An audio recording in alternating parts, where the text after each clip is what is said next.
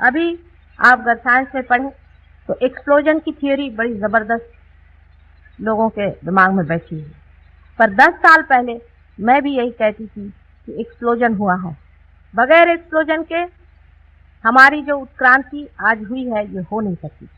Evolution की जिस हालत में हम पहुंचे हैं ये बार बार एक्सप्लोजन हो करके ही हम इस दशा पर आए। लेकिन आज वही बात लोग कहने लग गए हैं कि कोई न कोई ऐसा एक संघ मास इकट्ठा हुआ था जो एकदम से टूट पड़ा और उसके अंदर से सारी ही सूर्यमंडल आदि अनेक मंडल बने। आज साइंस वाले इसी बात को कह रहे हैं। उसी प्रकार जब पृथ्वी बनने के बाद भी दूसरा एक एक्सप्लोजन शुरू हुआ जहां जीवंतता मनुष्य में आई। पहले तो आप जानते हैं सबसे पहले छोटे छोटे एक एक सेल के प्राणी जीवधारी हुए। उसके बाद बढ़ते बढ़ते मनुष्य की दशा में हम लोग आ गए। उत्क्रांति के बारे में विशद पूर्वक बताने की जरूरत नहीं है, लेकिन वहां पर भी अगर आप सोचें, अगर आप विचार करें, नुदुआ नाम का एक बड़ा भारी बायोलॉजिस्ट है, उसने लिखा हुआ है कि मनुष्य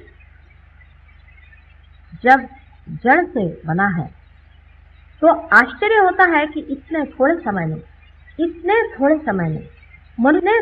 में मनुष्य कैसा बनता है।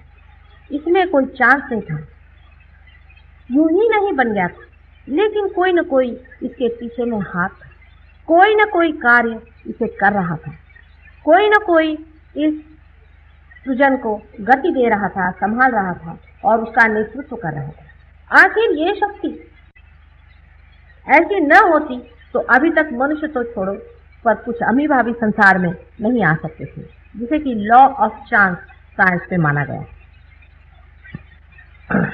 ये बायोलॉजिस्ट परमात्मा की बात तो करते नहीं है, लेकिन हाँ ये जरूर उन्होंने कहा है कि ऐसी कोई व्यक्ति तो हम समझ नहीं पाते, लेकिन ये जो शक्ति है ये जरूर ऐसी कोई न कोई शक्ति है जिसने ये सृष्टि की रचना की हुई।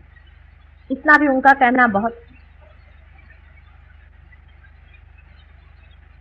अब जब मनुष्य खड़ा हो गया और सृष्टि की ओर उसने नजर की तो वो अपने को भी जानवर से अलग पाता है।